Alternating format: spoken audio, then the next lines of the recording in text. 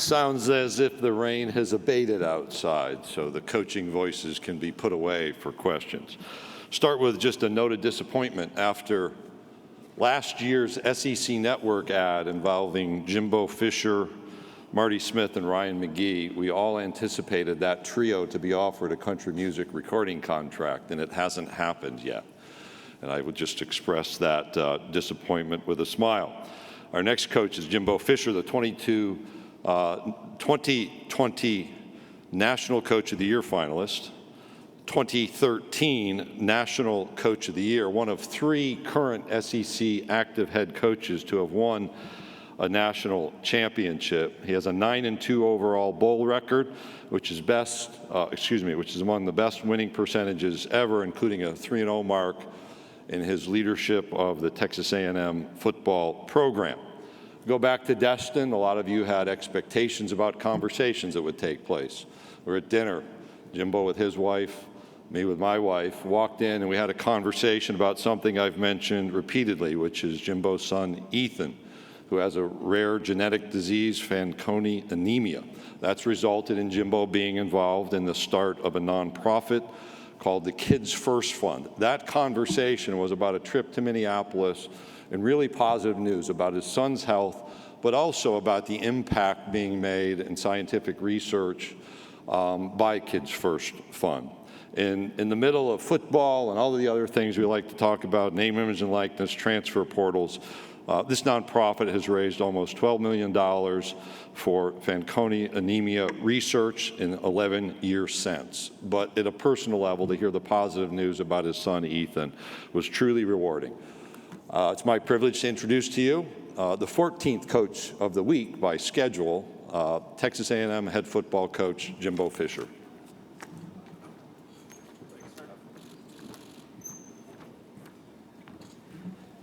Hello, ladies and gentlemen. Great to see y'all. As we know, this time of year, it's when I get to come over here, it means we're ready to have ball, and that's the funnest time of our life as coaches. We get back to coaching and doing the things we got to do.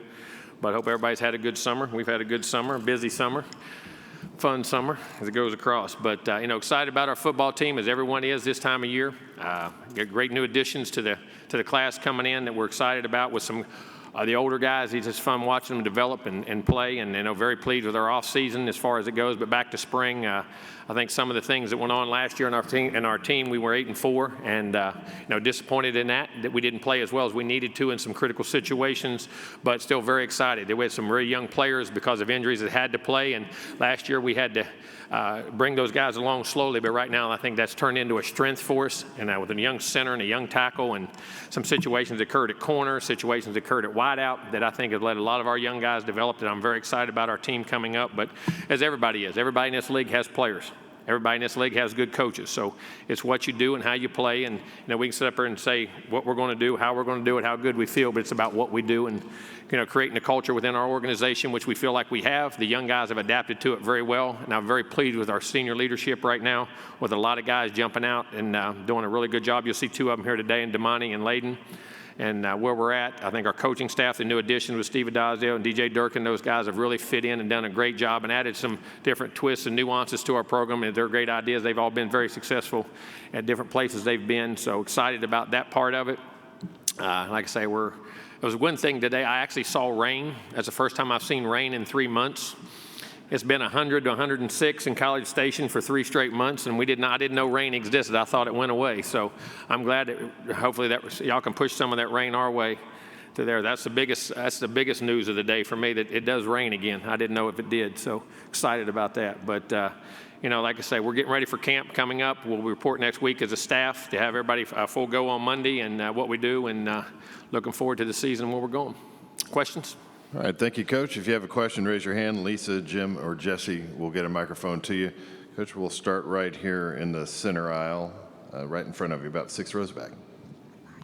Hi, Jimbo. Jeff Spiegel, ABC 3340 in Birmingham. Yes, sir. When you look back at the press conference in May, do you have any regrets over how that was handled? Do you feel like you owe Nick an apology? And how did things stand between you and him? Listen, we're great. 2 competitive guys that go at it. Listen, we all learn from things we do in our business. You got 2 competitive guys on a topic that is very everywhere, as they say. There's no rules in this thing and where it goes, and each state has different laws and everything. And like he said, I heard a statement he made, the arguments we had in the staff room and on the basketball court and all those things. But on the basketball court, we didn't have them. We were always on the same team.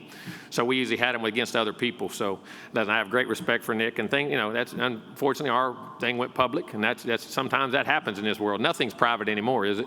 Anyway, but no, we have great respect for Nick, and we all learn from him. We all will learn. Like he said, he was learned. Hopefully I learn from things we do and say, and we move on from there. But have great respect for him and their program like always. Coach, we'll go over here to our left on the second row. Coach Fisher, Drew DeArmond, WZZN Radio in Huntsville, Alabama. You did say some very poignant things about Nick Saban, and then and NIL is very real. We know that it's here to stay. And one of your staff members was caught on video telling some recruits that they were going to be paid very well for playing football. No, it's not what he said. Those guys paid down there very well. And what he meant was he was a young guy, had been there about a month.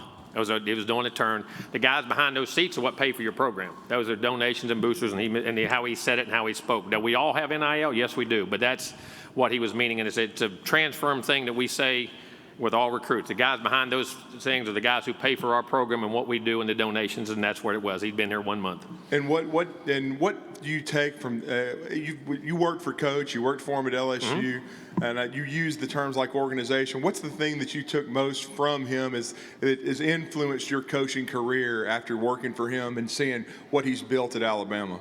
I think diversity in organization and the different aspects of a program as they've grown. I think he was one of the first guys into mental health and things, which has been a very forefront thing for me ever since I've been a coach and as an assistant or as a head coach that we put a lot of time in. I think now is jumping out. I used to joke in the ACC meetings. I told some guys sometimes, I said in the head coach, I said, the biggest issue we have in college football and in my is mental health. And he said, well, that's not our problem. I said, well, I think it is for everybody. We just didn't realize it. And I think that was one of the things he was in the forefront about, getting help and getting guys to understand how to handle the different pressures that they go through as a person, and each year it's changing, and because of social media and the different things that are going on, I think it's huge, and I think those aspects in organization, and he's a great football coach.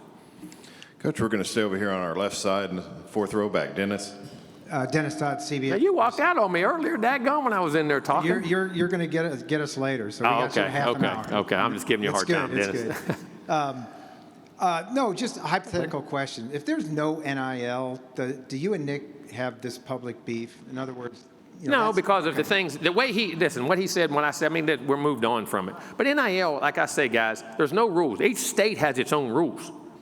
I mean, it's not just an NCAA thing or a national thing. There's each state, like for instance, in Texas, we cannot bring up NIL to a recruit. We can't say it, we can't promise. All we can say, if guys on our team have it, that's all we can say. Other states can prevent written contracts.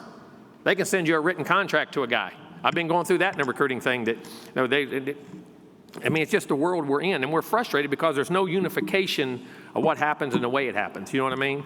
And it's just a different day and time. But listen, change is inevitable. That's the rules we have to play by, so we all have to adapt and adjust. And if you either adapt and adjust or you don't, one of the two. Coach, we're going to go straight in front of me, right on this near aisle. Jimbo, David Nuno, Texas. With all three quarterbacks on campus since January, how has that competition evolved in having them all three together? Very well, and I think they're learning off each other, and I think they're doing a great job of watching each other and being very competitive with each other, but also helping each other. I mean, very pleased. Finally, as I say, at the end of spring, you finally saw Max starting to grasp what we were trying to do. You saw Haynes' health really come in. He knew, and I think really in the last month, while I've seen his feet and the way he's throwing the ball has really jumped out at me.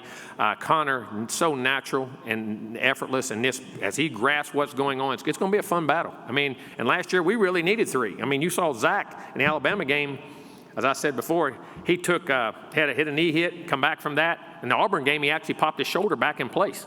And the doctor said he could play, so he played. I mean, he went through it. You really need a third guy. And having three guys, that's rare in today's time. But I think we got three outstanding guys, and I'm very excited to work with them. Coach, we're going to go over to our right side near the back. Hey, Jimbo, Travis Brown with the Bryan Yes, sir. College Station Eagle. Two questions. First, a lot of scheduling models thrown around. If there was three permanent opponents, which three would you like to see A&M have? And then just your overall, what are some of the strengths of your offensive line? Well, I think the scheduling model, I think, is critical, especially as conferences expand. I think the ability to get everybody to play everybody, because you're talking about a conference champion now, and not being able to play each other and make sure you do when a guy is there in school is going to be critical. And I think conference champions can be determined by now by how the schedule falls. And that's, that's never been the case. It's because you always played them all. But I think probably the model of 3 is much better because I think it gives you more consistency and, helps keep some traditional rivalries, because I think that's the one thing we're trying to do in college football that to me makes college football special. The rivalries of college football and trying to keep as many traditions as you can with the expanding world. Because listen, things are inevitable. They're always going to change. But if you can keep as much as you can, I think it's great. So I think that model will be there. What was the second part of your question? I'm sorry. Strength of the offensive line. Oh, the strength, which I was like I said, last year we had to play a true freshman center that only had half a camp and never played center because we have an injury to a guy, and we had a right tackle who had to play as a freshman. And that was tough times at Limes last year. But being able to have that now, I think, has really turned into a strength, and I think is going to be a strength of our football team, one of them. Very excited about our offensive line. Coach Adagio's done a tremendous job. But he and Layden and Bryce and Trey Zune now playing at left tackle along with Moke and some of those other guys in the battles that are going to be had, size, athleticism. I think Steve's done a great job. And so something we struggled with early last year, I think it's going to be a really big strength of our football team. And I'll say this, in this league, you got to have guys turnovers and big plays determine the outcomes of games more than anything, and you got to have them. But in this league, if you look in the history of it, the guys who can play in the trenches on the offensive, defensive lines have always had tremendous success. Hey, Coach, we're going to go right here in front, just on this near aisle. Good morning, Coach. Johnny Ballpark Franks with Franks Media in Nashville and Huntsville. In your coaching career, you've been very fortunate to be with programs from your assistant coaching days to now as a head coach, to be with programs where the realistic, end of the year thing is to win a national title. Yep. How does that prepare you year in and year out? Well, I think you know how to get there. I think not, all right, the expectations are, but all those places, we had a 20-game winning streak at Auburn. We won national titles at LSU. We won national titles and won 29 in a row at Florida State. So it's not just the expectations of it, but knowing how to put it in place. And I'll say this about our program right now. From a depth standpoint and a competitive balance, listen, when you're a great team is when your practices are so heated and so competitive and that you can't take a day off as a player because someone's taking your job. That's when you really become, and to the first time from a depth standpoint, not from a great player standpoint, but from a depth standpoint, that we're getting to that point right now at A&M at a level which I'm very excited about, with some young guys pushing older guys getting better, guys it's going to be a heck of a battle, and it's got me the most excited. So I think when you're talking about winning national championship, it's not just understanding how to handle the expectations, it's organizing and structuring the team to get to those points. And I think we're really right now at the beginning of that stage where we can do it consistently, and I'm excited about the future of our program, really am. Okay, Coach, we're going to go over here to our left side, the fourth row. Yes, sir. Nebias Wilborn, AL.com. You earlier mentioned Calzada popping his shoulder out. What was that game like against Auburn, and what is Auburn getting in Zach Calzada? Listen, Zach is a tremendous human being. I have utmost respect. I hate to lose Zach. No lie. I mean, Zach is a competitor. He has tremendous arm talent. He's competitive. He's tough. He's smart. And he's a team guy. Zach will do anything in the world to win for his teams. As you say, stand in there. And as they say, when your quarterback takes shots like that and does things like that, your team has great respect and plays hard. And I think you're getting a great human being with a very talented football player. And it's going to be a pain in our tail when we play him. I know that. I know he's getting a battle right now. But Zach is a very talented guy, and they're blessed to have him. And I know he'll do a great job for him. What did he say? Memories of that game. Memories of the Auburn, that game. I mean, looking over on the sideline and going, I got to put a walk on him, Blake Bosa. I was very confident in, but he looked at me and those big eyes and scared. And then the ability for him to play with that shoulder, and not only play, but play well and make plays and make throws. I mean, it's one of the great memories I have as a coach, because football is a game of sacrifice. Listen, we don't want guys to ever be hurt. We don't want guys to ever play where their bodies can be injured for a long period of time. But football is a game. There's going to be times like that you have. And to me, it's just a great honor to have coached somebody that tough and that competitive. Okay, we're going to go to the right side on the far aisle, near the back. Brent Zorneman, Houston Chronicle. Jimbo, you've long had a policy that true freshmen did not talk to media. Mm-hmm. Now, how do you adjust that in the NIL days when they are now available for pay? Well, we're going through that whole process right now of how we do it, and guys that are ready for it. We're trying to make it's not just that you don't want them. You want them to make sure they're ready to talk to media. You know what I mean? And we think they are, because, listen, I know y'all want sound bites and y'all want news, and freshmen are the best place to get it. I understand that part of it, but we'll make sure that those guys are the guys who are ready for it and going through it in the future. Okay, Coach, we'll go right down here in front, second row. Bob, on the left. Hey, Jimbo. Bob Holt, Arkansas Democrat. I had a two-part question. going there against your 5th season, I know you've recruited at a high level. How do you feel about the overall strength of the program and just how you are going into season 5? And then I know obviously disappointing you don't have Anais here. I mean, kids screw up. What was your reaction to that? And what do you think? How do you think he'll respond to it and bounce Well, with back? Anais, I mean, well, listen, we're gathering all the evidence and the things that go on, then we'll make a comment. We have no comment at this time. I feel, like I said today earlier, I feel as great about our program right now as I have since I've been there because of the depth of it, because of how we're recruiting, what we're recruiting, and I think the foresight to be, a year ago, to be 4th in the country, to be one game. We're the only SEC team with one loss in the playoff world and never get in the playoff. I mean, I thought we were, at that time, as good as anybody in the country. I really did. I mean, Alabama had a great team, maybe the second best team, but like to have a shot in the playoff. But, hey, that's part of it. Should have won them all. And felt very good. Disappointed that we didn't play as well last year, had some injuries, but still, it doesn't matter. You still have to finish, and we didn't finish at the end. But saying all that, I like where we're at right now. I like the mentality. I think we've been to the highs, been to some disappointment right there, but we have depth and talent, and I'm looking forward to the competitive battles in practice, which are going to allow us to develop. Because, listen, you are what your habits say you are on a daily basis. And when pressure comes, that's what's coming to the surface. And you have to practice that way because you know somebody's there to take your job. It makes a lot better habits created. And I think that's what we have to do, and we have to learn to finish at the end of games. That's the thing that got us last year. Coach, we'll go right down here in front of you in the second row. Philip. Philip Marshall, Auburn 247. How you doing, Jimbo? How you doing, Philip? Great to see you, buddy. You've got LSU starting quarterback. Auburn's got your starting quarterback. How crazy is all this? South Carolina's got Oklahoma starting quarterback. USC's got Oklahoma starting quarterback. Wild, wild west, isn't it?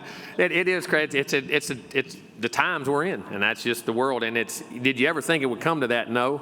But at the same time, it's not transferring. There's reasons to transfer. I get that, but I think, sometimes I hope these guys will at least try to stick some things out at times. But there are reasons, and it makes it an interesting show. That's for sure.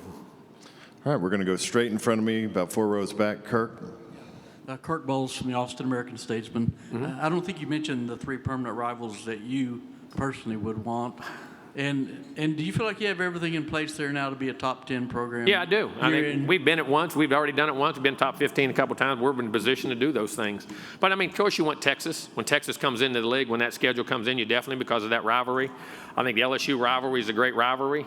And then, but it's not, that's probably our 2 biggest. And Arkansas goes into that too, but I don't know if that one's, I don't think that was one of our 3 that they equated to us and what we did. But, I mean, you're going to play great teams all across the board, but you got to get those rivalries. And I would say right now, probably LSU and Texas, I think, will be definitely for sure. And I think our 3rd team on our gamut, if I'm not mistaken, was Mississippi State. It's another West team. I believe it's the way it was. I'm trying to think off the top of my head. But, I think the Texas rivalry is important. I think the LSU rivalry is important. All right, Coach, we're going to go straight down in the front, about 3/4 of the way back. Jimbo, Joseph Goodman, AL.com. This question comes from someone who transcribes interviews for a living. How do you speak so fast? You got to get your thoughts out. You want to be here? How long you want to be here? Huh? I think if I talk slow, as much as I get information, I give you lots of information in a short amount of time. I'm a reporter's dream. Dadgum. Huh? How could y'all be complaining about that? I could sit here, I'm going to be slow and drawn out. Let me think about it and where we're going, what we're doing. You want me to do all that? Heck, I get you in, I get you out. See, you know what I'm on? It's on a limited amount of time I'm used to in coaching. You only get so many hours with the player, this stupid 20-hour rule. Well, you get 1 hour meeting. You got to get as much information in as you can. All right, other questions, raise your hand, and we'll get a microphone to you. All right, we've got one down right here in front. Glenn. You sounded like Saban when you were talking a second ago. We're from the same place, so you know. What is your wide receiver depth without Aeneas, and do you hope to have him back early in the season? Like I said, I have no comment because I don't know all the information, and I'll get it. But I mean, Chase Lane is really, I really like what he did. And the thing where he was playing a year ago, I think Evan Stewart's evolution there, Devin Price, and that Moose Muhammad is a guy who played really well at the end of last year. I'm happy about him. Now, Kenyon Jackson's a guy we got, but he's been hurt off and on, so hopefully he's a big body. But these young freshmen I'm really excited about. There's some really good guys, and I mean, 3 guys that I'm extremely high on. You saw Evan, who was our MVP of our spring, which is, I've never had a freshman come in and do that. But then you got Chris Marshall, and then Noah Thomas, who I think are both highly, highly gifted, skilled guys that can jump in there. Plus, you got your tight end. You know, you're worried about your tight ends. And then the other thing about that, our backs, a chain is a big-time receiver, too. So the ability to throw the football, we get concentrated on receivers, but tight ends and backs are a big part of that now, too. And we've signed 3 very, very gifted tight ends, and I'm really, Jake in the spring, and the other 2 guys I'm really high on in the summer, too. So we'll see. And you got Max Wright coming back. You have Blake Smith in that group. So all those guys will have a chance. So we'll see. But receiver-wise, we feel good about it. And that's what I say. Our passing game, we got to get better. We need to throw better. If you go back, we were throwing for 4,000 yards before people did it. Back in 3,000 and 4,000 yards at Auburn, LSU, and on those days, we were throwing it everywhere. Florida State, we did it with Jameis and that whole crew. But then we've gotten some great backs. But we have to throw the football better, and we know that, and we will. And we know how to do it. So we'll get it down. Okay, we'll go back over here to our left, second row. Bob? You got 2 of them in. That's good. Oh, yeah, I got another 2-parter for you. Kevin can help you out. It seems like the transfer portal players move around the league, but so do coaches. You hired, I guess, Ole Miss's defensive coordinator, DJ Durkin. What do you like about him? What's he brought to y'all? And then you mentioned, you'd like to maybe have Arkansas be one of your permanent teams. Well, I just said that's a rivalry in A&M history. You got to pick. You can only pick 2. Really, then you pick 2, and then we rotate off. But DJ goes back to my days when I was at Florida State. He was at Florida, and he was a coordinator there. He was assistant coach there, and they had some great defense. They had great players, but they had a great defense. Their scheme was hard to go against. It was very sound. It was multiple, did different things, and as his players' talents changed, they changed what they did, and he was very difficult to go against at different times. And then, of course, what he's evolved to and doing different things. What I love, he's always been a 4-down guy, but he went to 3-down package at Ole Miss because of the personnel they had, which shows you, to me, how good a coach he is, what he does, being able to adapt to his personnel. And I think his diversity, his knowledge, his wisdom, and been around a long time. And I think he did a great job for us in spring. All right, Coach, we're straight down this middle aisle, about 3/4 of the way back. Yes, sir. Hi, Coach. Lance Griffin with Wolf Radio in Dothan, Alabama. Commissioner said earlier this week that college football isn't going back to what it was before. Yep. But he also said it doesn't have to be what it is now. What is the sweet spot for college football? What makes sense? I think some kind of uniformity. I think that's what he's talking about. I mean, change is the conference is going to change a little bit. They're going to move the rules. But I think the NIL, the uncertainty of NIL and the difference in the rules per state, what you can do and how you can do it, affects recruiting. And listen, at the end of the day, we can coach all we want. You got to have good players. And you got to be able to get that uniformity together and create some kind of balance that everybody has the same rules about what you can and cannot do. And I think that's what I think he's talking about. But like you say, change is inevitable. Life's always going to change. It's always going to move, and you either got to adapt or get ran over. And I think that, to me, that's probably what he's talking about. And whether the transfer portal, I don't know where that goes either, where the situations with that. And I think that's where we're such chaos is everything's hit. You've got conference realignment, you've got NIL, then you've got NIL on top of transfer portal. So, I mean, when you're putting, that's 3 major changes in everything we've done for how long? I mean, I don't know how many years it's been. I mean, and everybody, and what we're all scared of. What is human nature? What's human nature make you scared of? The unknown.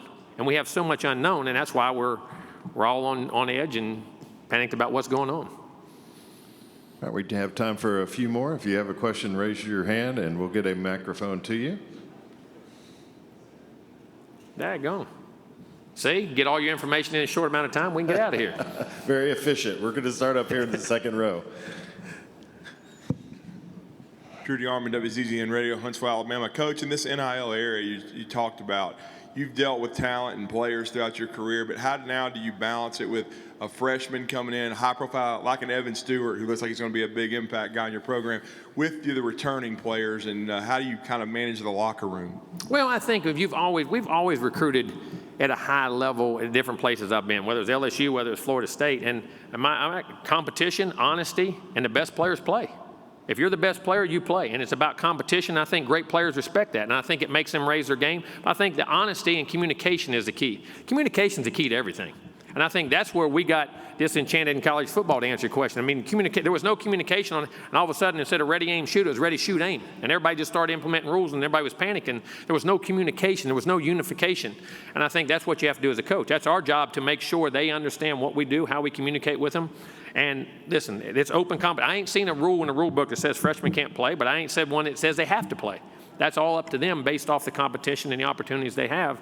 And I think that's where you have to be in your locker room to always be on top of those things and have a good, fresh line that kids can talk to you, you can talk to them. And I think as long as you communicate, you can always work out every problem. Okay, we'll stay over here on the left side, fourth row back. More of a philosophical question here. Yes, sir.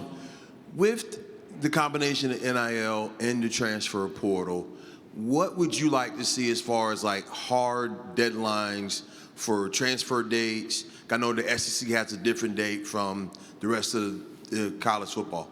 You know, the dates I think are very important because it does unify you, but at the end of the day, they're still going to leave. I mean, whether it's just in that time frame or the other time, they already have it planned all the way up. So, I mean, I don't think that's going to have a huge effect, but it is as far as your roster management, maybe for practices and things that, you know, if you lose them during the season, you got bowl practices and spring practice, those types of things. You either know right before spring or after spring if they need to go through it. So I think from that regard, it'll be there. Man, the unification thing is just give us all the same rules. I mean, in the NIL, just give us all what each state can actually do and what you cannot do. And to me, that's the rules we have. Just so we all have the same rules, you can't complain. You know what I'm saying? And then whether you have haves or have not, but has there always been haves and have-nots in college football? Has there ever been true competitive balance in college football? There's always been the haves and have-nots. It's just this is affecting it in a different way. And so those are things I think, but as long as you get unification, it should be fair. Okay, we'll go straight down in front of me, about midway back.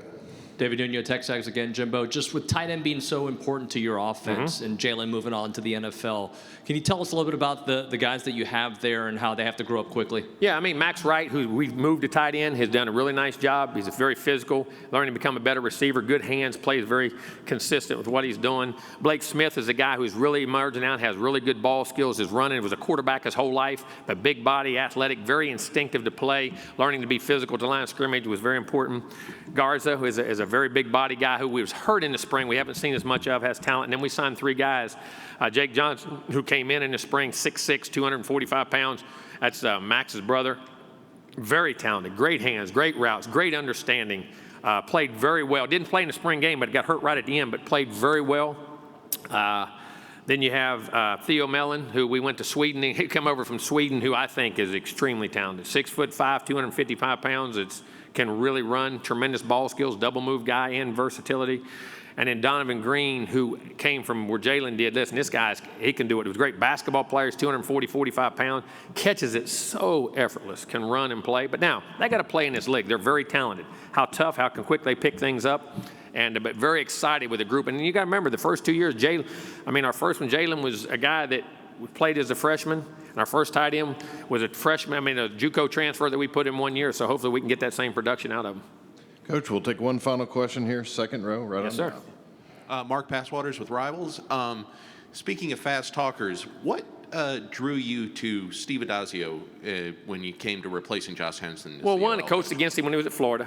Had tremendous offensive lines, very physical. Then he took the head job at Temple and had great linemen. Then he took the head job at Boston College. And we had when I was at Florida State, man, our defensive fronts were gifted. We had a lot of first, second round draft picks.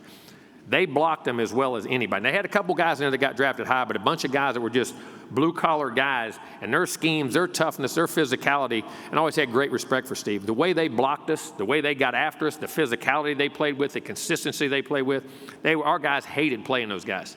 And they knew how to do all the they were so fundamentally sound but tough. And you give a guy great talent like that, and he coached, and I think he's off my tree as far as he's tough love. He loves to coach hard, be physical, but then he puts his hand around them and loves them hard when they're off the field. And I think our personalities match, and he has a great passion to be an offensive line coach and his recruiting, and just had great respect. I've sat in head coaches, man, know how he thinks, you know what I mean, for many years, and they battled us, man. They did a great job with some guys that didn't have as much talent as we had, but man, played great games and did a great job against us. Had great respect for him.